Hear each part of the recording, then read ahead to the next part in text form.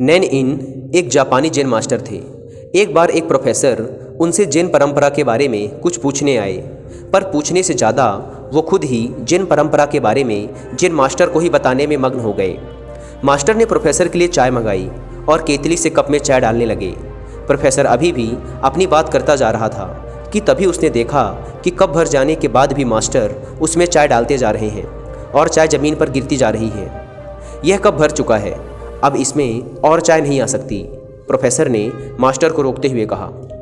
इस कप की तरह तुम भी अपने विचारों और ख्यालों से भरे हुए हो। भला जब तक तुम अपना कप खाली नहीं करते, मैं तुम्हें जैन कैसे दिखा सकता हूँ? मास्टर ने उत्तर दिया।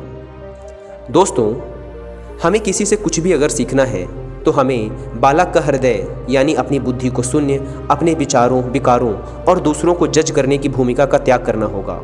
तभी हम अपने गुरु की बात को समझ पाएंगे। इस जैन कहानी में गुरु ने भी शिष्य को विचारों और विकारों का त्याग करने की बात कही है। आइए आज जैन के बारे में कुछ जान लेते हैं।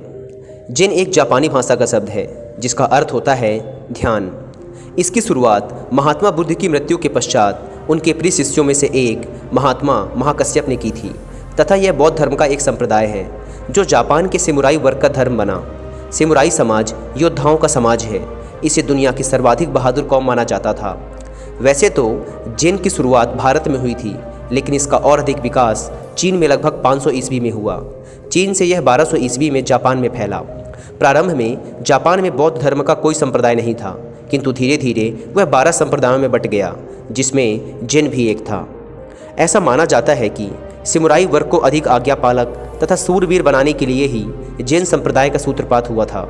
दरअसल जैन संप्रदाय शिंतो, जो कि जापान का एक धर्म था, और बौद्ध धर्म का समन्वय था।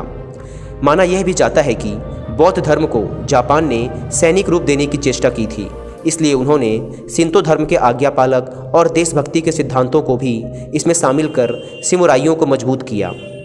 समुराई जापान का सैनिक वर्ग था। 1868 में इन सैनिकों के वर्गों का अंत हो गया। जैन बौद्ध धर्म का एक रूप है जो मनुष्य की जागृति पर जोर देता है। इसे जीवन का सही अर्थ खोजने की कोशिश की एक विधि के रूप में प्रयोग किया जाता है। जैन अपने अनुयायियों को सिखाता है कि वे अपनी उम्मीदों, विचारों और यहाँ तक कि अपने विश्वास की परतों को भी हटाएं ताकि सच को जान सकें। जैन परंपरा में आपको सादा जीवन और उच्च विचार की झलक देखने को मिलेगी।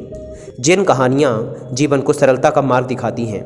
जैन स्टोरीज़ को पढ़कर आप जिंदगी को जीने का नयापन और इसे सादगी से भर पाएंगे।